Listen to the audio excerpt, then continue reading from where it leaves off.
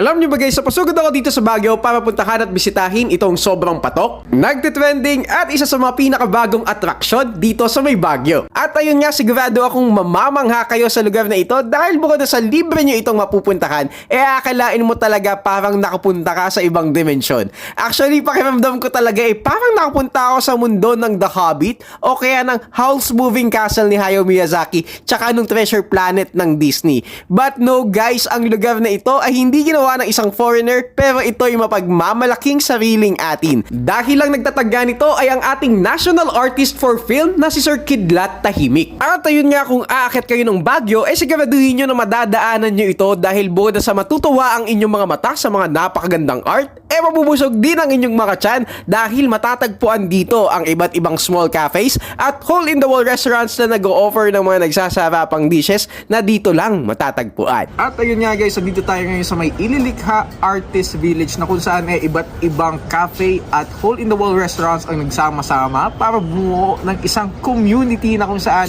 art and food meets together. At ayan nga, titikman natin ang iba't ibang nagsasarapang dishes dito at alamin natin kung masarap ba talaga. Let's go!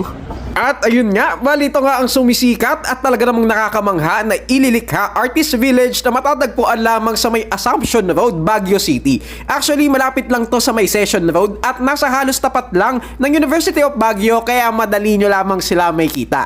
At ayun nga, kung first time yung makakapunta dito, here's what to expect. Pagpasok nyo sa vicinity is where aakalain mo talagang nag-teleport ka sa ibang mundo.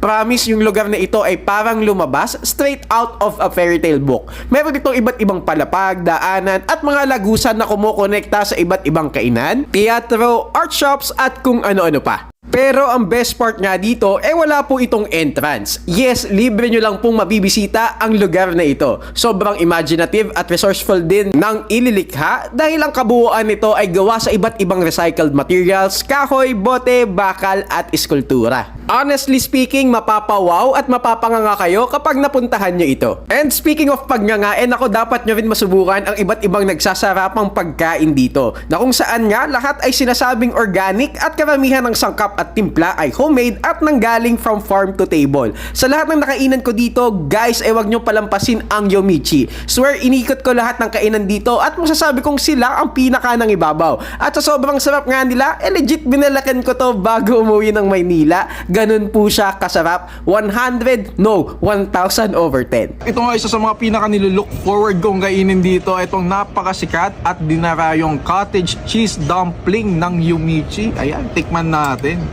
Ang cute niya guys, tignan na. At ito nga, mukha pa lang, masarap na. At tikman natin kung totoo.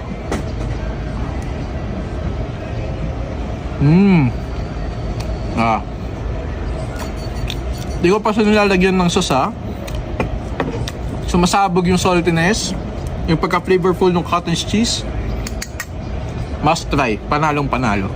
Ito naman, isa pa sa titikman natin ay isa pang must try sa Yomichi. Yan, yogurt float. Meron silang yogurt shake, tapos homemade ice cream na sila daw mismo ang may gawa. Ayan, tikman natin.